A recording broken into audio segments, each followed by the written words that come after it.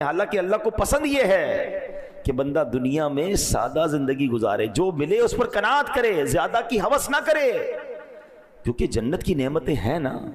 لیکن آج تو ریس لگی ہوئی ہے، اس نے گاڑی لی تو میں نے لینی، اس نے موبائل لیا میں نے اس سے اچھا لینا، اس نے گھر بنایا مجھے اس سے اچھا بنانا ہے، اور نہیں ہے تو دنیا میں اللہ کی رضا کے لیے سادگی اختیار کرنا، دنیا میں اللہ کی رضا کے لیے خواہشات نفسی کو روکنا، کیونکہ اس میں جب بندہ گرفتار ہوتا ہے نا کہ جو چاہیے کر لیا، جو چاہیے کھا لیا، جو چاہیے پہن لیا، جو چاہے خرید لیا، جب اس قدر وہ دنیا میں گرفتار ہوتا ہے تو ایک وقت آتا ہے کہ پھر حلال و حرام کی تمیز ہی ختم ہو جاتی ہے، کیونکہ اب شوق ہے ہر چیز لینی ہے، اب نہیں ہے پیسے تو حرام کمائے گا، نہیں ہے پیسے تو معاذ اللہ وہ پھر غلط کاموں کی طرف جائے گا۔ اگر انسان اپنے آپ کو روکنے والا ہوگا تو پھر وہ حرام سے بھی رکے گا۔ کیا خوبصورت انداز ہمارے بزرگوں نے اختیار کیا کہ دنیا کی دولت ہوتے ہوئے، اختیار ہوتے ہوئے بھی اپنے آپ کو دنیا کی نعمتوں میں غرق نہ کیا تاکہ آخرت کی نعمتیں باقی رہیں۔ ایک اور واقعے سے سمجھیے، حضرت عمر فاروق رضی اللہ عنہ ایک بار شام گئے، ملک شام، آپ امیر المومنین تھے، آپ کے لیے بہت لذیذ کھانا تیار کیا گیا، ایسا لذیذ، اتنا جس کو کہنا لگژری کھانا، آپ نے کبھی دیکھا ہی نہیں تھا ایسا پہلے۔ تو حضرت عمر نے فرمایا ھذا لنا فما لفقراء المسلمین الذین ماتوا وهم لا یشبعون من خبز الشعیر، یہ کھانا ہمارے لیے ہے تو ان محتاج مسلمانوں کے لیے کیا تھا کہ جو اس حال میں فوت ہوئے کہ انہیں جو کی روٹی بھی پیٹ بھر کے نہیں کھائی۔ تو آپ کو حضرت خالد بن ولید نے جواب دیا لہم الجنہ، ان کے لیے جنت ہے، وہ تو کم کھایا انہوں نے، دنیا کو اتنا ان کو نعمت ہی نہیں ملی، صبر کر کے چلے گئے، ان کے لیے جنت ہے۔ یہ سن کر فاروق اعظم کی آنکھوں سے آنسو بہنے لگے۔ آپ کہتے ہیں لَإِن كَانَ حَظُّنَا مِنْ هَذَا الْحُطَامِ وَذَهَبُوا بِالْجَنَّةِ لَقَدْ بَايَنُونَا بَوْنًا بَعِيدًا، کاش ہمارے لیے دنیا کا حصہ چند لکڑیاں ہوتی، وہ محتاج مسلمان اپنے حصے میں جنت لے گئے، ہم میں اور ان میں بہت فرق ہے۔ ابھی کیسی بات ہے، فاروق اعظم جیسی شخصیت جو 100% جنتی ہیں، جن کو تو نبی پاک نے دنیا میں جنت کی بشارت دی، وہ تڑپ رہے ہیں کہ وہ غریب لوگ، وہ فاقہ کش، وہ اللہ کی رضا پر راضی رہنے والے جنت لے گئے، ہمارے اور ان میں بڑا فرق ہے۔ مگر آج ہمارے پاس تھوڑا ہو تو ہمیں تکلیف ہو جاتی ہے، ہم کسی کے مال کو دیکھ کر پریشان ہو جاتے ہیں۔ یہاں میں غریبوں کو جو جن کو اللہ نے تھوڑی سی نعمتیں کم ملی ہے نا، میں ان کی تسلی کے لیے حدیث سناتا ہوں، اتنی کمال کی حدیث ہے، وہ غریبوں کے لیے، تنگ دستوں کے لیے تو تحفہ ہے مگر مالداروں کو ہلا دیتی ہے۔ اگر کوئی سمجھدار ہو، حدیث کا خلاصہ یہ ہے کہ جو اللہ کے تھوڑے دیے پر راضی ہو جاتا ہے، ذرا غور سے سنیے گا، جو اللہ کے تھوڑے دیے پر راضی ہو جاتا ہے، اللہ بھی اس کے تھوڑے عمل پر راضی ہو جاتا ہے۔ یا اللہ، آپ سمجھے اس کا معنی؟ اگر اللہ نے تھوڑا دیا ہے اور بندہ راضی ہے، اللہ کی رضا پر راضی ہے، قیامت کے دن اگر اس کے عمل تھوڑا ہوا نا، اللہ اس پہ راضی ہو جائے گا۔ یہ سودا مہنگا نہیں ہے، ہم تو ہیں ہی تھوڑے عمل والے، اللہ نے جتنا دیا۔ اچھا، کچھ لوگ ہیں جن کی زندگی غربت میں اور سادگی میں گزر رہی ہے مگر وہ راضی نہیں ہے۔ شرط کیا ہے؟ اچھا، بندہ کہہ رہا ہے یار کیا کروں بھائی، جینا پڑے گا، پریشان تو ہوں لیکن بس کاش مجھے بھی مل جائے، میں تو پریشان، مجھے ملا ہی کچھ نہیں، تو یہ راضی رہنا نہ ہوا نا۔ اللہ نے تھوڑا دیا تو بندہ اس کو راضی رہ گیا، اللہ تو نے جو دیا میں اس پر راضی۔ تو جو لوگ غربت میں زندگی گزار رہے ہیں ان کو کرنا یہ کہ راضی رہیں، اللہ نے دیا، اللہ جتنا چاہے گا آگے عطا فرما دے گا، لیکن راضی رہے تو اللہ تھوڑے عمل پر راضی ہو جائے گا۔ اس کا اپوزٹ سمجھیں کہ پھر جس کو زیادہ دیا ہے اور قیامت کے دن اس سے زیادہ عمل مانگ لیا گیا تو اس کا بنے گا کیا؟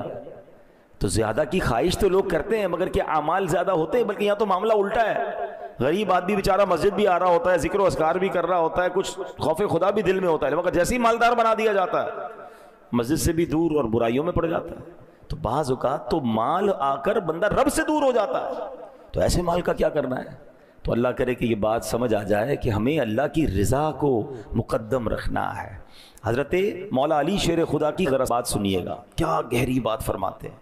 آپ سے سوال ہوا دنیا کے متعلق آپ کیا فرماتے ہیں؟ فرمایا حلالها حساب وحرامها عذاب۔ یہ دنیا کیا ہے؟ کہتے دنیا کی حرام چیزوں پر عذاب ہے اور حلال نعمتوں کا روز قیامت حساب ہوگا۔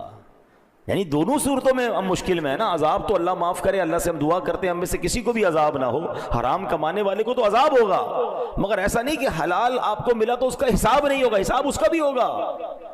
ذرا تصور کریں کہ قیامت کا دن 50,000 سال کا دن ہو، سب اگلے پچھلے حاضر ہوں، میزان عمل رکھ دیا جائے، سورج گرمی برسا رہا ہو، تانبے کی زمین خوب دہک رہی ہو، اور اس حالت میں اگر حساب دینا پڑا حلال چیزوں کا، حرام پر تو عذاب ہے، مگر تمہیں حلال مال دیا گیا، تمہیں لباس دیا گیا، گھر دیا گیا، اولاد دی گئی، نعمتیں دی گئی، عزت دی گئی، حساب دو، تو ایسی افراتفری میں کیسے حساب دے سکیں گے؟ اب اس بات کو اس طرح سمجھیے، حضرت حاتم اصم رحمۃ اللہ تعالی بہت بڑے اللہ کے ولی ہیں، ایک مالدار شخص آپ کے پاس آیا اور آ کر کہا کہ حضور آپ کی دعوت کرنی ہے۔ اللہ والے ویسے بھی دعوت میں جاتے نہیں، آپ اسے انکار کرتے رہے، وہ ضد کرتا رہا، کہتا اچھا ٹھیک ہے، اگر بلا ہی رہے ہو تو میری 3 شرطیں ہیں، ان شرطوں کو مانو گے تو میں نے تمہارے گھر پہ آنا ہے۔ کہتا بس حضرت جو آپ کی شرط ہوگی مانوں گا، آپ میرے گھر آ جائیں۔ شرطیں تو بتائیے۔ فرمایا پہلی شرط یہ ہے جہاں چاہوں گا وہاں بیٹھوں گا، دوسری شرط جو چاہوں گا کھاؤں گا، پھر اس کے بعد جو کہوں گا وہ کرنا پڑے گا، تیسری شرط یہ ہے۔ کہتا حضرت تینوں شرطیں منظور۔ اب جب حضرت نے اوکے کر دیا، ڈیٹ فکس ہو گئی، اس نے پورے شہر میں اعلان کر دیا، بڑے بڑے لوگوں کو بلایا کہ مبارک ہو، میرے گھر پہ حضرت حاتم اصم رحمۃ اللہ تعالی علیہ آ رہے ہیں، بڑی شاندار دعوت، طرح طرح کے کھانے، زبردست قسم کا اس نے پوری تیاری کر لی۔ لوگ آ گئے، حضرت حاتم اصم رحمۃ اللہ تعالی کا انتظار۔ آپ جیسے ہی آئے، جہاں جوتے پڑے تھے نا لوگوں کے، وہاں حضرت حاتم اصم بیٹھ گئے۔ کھانے کا ٹائم ہوا، اپنی جھولی سے ایک سوکھی روٹی کا ٹکڑا نکالا اور حضرت حاتم اصم نے وہ ٹکڑا کھانا شروع کر دیا۔ اب بڑا سا چولہا لاؤ اور اس کے اوپر ایک بہت بڑا توا رکھ دو۔ چولہا جلایا گیا، توا رکھ دیا گیا، توا لال ہو گیا، اتنا جلا کہ وہ ریڈ ہو گیا، سرخ۔ حضرت حاتم اصم نے اپنے جوتے اتارے اور اس توے پہ کھڑے ہو گئے اور کہتے ہیں یا اللہ میں نے آج کے کھانے میں ایک سوکھی روٹی کھائی ہے، یہ کہہ کے نیچے آ گئے۔ اب سارے لوگوں سے کہا کہ سب اپنے چپل اتاریں، اس توے پہ کھڑے ہو کے بتائیں آج کیا کیا کھایا ہے۔ لوگوں کی چیخیں نکل گئی کہ حضرت یہ کیا کہہ رہے ہیں آپ، ہم اس توے پر کیسے پیر رکھ سکتے ہیں، آپ تو کرامت والے بزرگ ہیں، اللہ نے آپ کو مقام دیا ہے، ہم تو اس کے قریب نہیں جا پا رہے، آپ کہہ رہے اس پہ کھڑے ہوں اور پھر سارا حساب دیں، کتنی روٹیاں، کتنے سالن، کتنی بوٹیاں، کتنی سویٹ ڈش، کتنے پانی، کتنے شربت، اتنی دیر میں تو جل کے خاک ہو جائیں گے، ہم نہیں کر سکتے۔ اب اللہ والے تھے نا۔ اب جو حضرت حاتم اصم نے جواب دیا، actually this is the message, ذرا غور سے سنیے۔ آپ نے فرمایا ہے لوگوں تم سے اس توے پر کھڑے ہو کر جو دنیا کی آگ سے تپا ہوا ہے، ایک دن کے کھانے کا حساب نہیں دیا جا رہا، ساری زندگی کا حساب دینا ہوگا، کیسے دو گے حساب؟ لوگ دھاڑے مار مار کے رونے لگے ہیں۔ لوگ پھر حضرت حاتم اصم نے سمجھایا کہ توبہ کرو، زندگی ایسی گزارو کہ اللہ کی بارگاہ میں شرمندگی نہ ہو۔ حلال کمانا بڑی بات ہے، مگر اس حلال کو حلال جگہ پر خرچ بھی تو کرنا ہے نا۔ کچھ لوگ بعض اوقات حرام کمانے سے بچ جاتے ہیں، اچھی بات ہے، بالکل حرام نہیں کمانا چاہیے، جھوٹ بول کر، دھوکہ دے کر، رشوت، کسی طرح اگر بچ بچا کے آپ نے حلال کما لیا دیٹس گریٹ، مگر یہ دیکھیے کہ خرچ بھی حلال کر رہے ہیں کہ نہیں، کمایا حلال میں خرچ حرام میں ہو رہا ہے، ناچ گانے ڈھول تماشے، گھر میں شادی ہوئی تو فنکشنز ہیں، بچوں کی خوشی کے لیے کر رہا ہوں جناب، کیا کریں، کرنا پڑتا ہے۔ ہمارے آئے دن شادیوں میں ہم سنتے ہیں کہ فلاں کو بلایا کروڑ روپے دے دیے، فلاں ناچنے والے کو بلایا 1.5 کروڑ روپے کا فنکشن کروایا، اس ایک ایک روپے کا حساب حضرت حاتم اصم کہہ رہے ہیں اس توے پہ کھڑے ہو کے آج کے دن کا کھانے کا حساب دو۔ لوگ کہتے ہیں ہم نہیں کھڑے ہو سکتے، تو بتائیں نا قیامت کے دن کھڑے ہو کر اس پوری زندگی کا حساب، یہ تمام گناہوں کا حساب، ان تمام عیاشیوں کا حساب کیسے بنے گا؟ نہ کریں ایسا۔ ایک ایک نعمت کا سوال ہوگا، ایک ایک نعمت کے بارے میں کوسچن ہوگا، اور یہ میں نہیں کہہ رہا، قرآن کہتا ہے ثم لتسألن یومئذ عن النعیم، پھر بے شک ضرور اس دن تم سے نعمتوں کے متعلق پوچھا جائے گا۔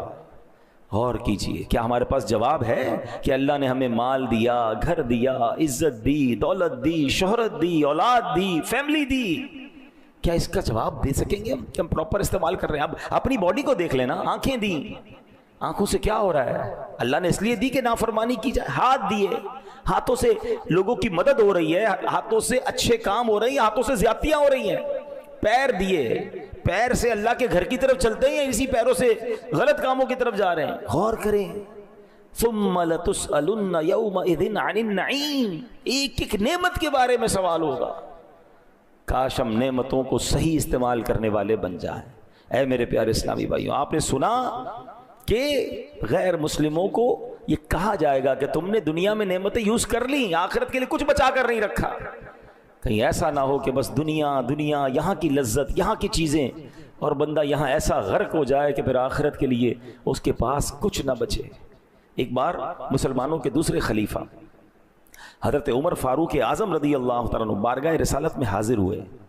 دیکھا کہ ایک چمڑے کا تکیہ ہے جس کے اندر کھجور کی چھال ہے. سرکار علی وقار علیہ السلام، اللہ کے حبیب علیہ السلام، اس تکیے سے ٹیک لگائے خردرے بان سے بنی ہوئی چارپائی پر لیٹے ہوئے ہیں. بڑی سی، جس کو خردرا ہوتا ہے نا، اس کی ڈوری جو ہوتی ہے، کورس فائبر کارڈز ہوتی ہیں، خردرے بان کی وہ بنی ہوئی چارپائی ہوتی ہے. چارپائی پر کوئی بستر بھی نہیں تھا، کوئی کپڑا بھی نہیں تھا. اس ڈوریوں پر، اس رسیوں پر جو خردری تھی، پیارے آقا لیٹے ہوئے تھے. جب نبی پاک علیہ السلام چارپائی سے اٹھے نا، تو آپ کے جسم پر اس چارپائی کے نشان بنے ہوئے.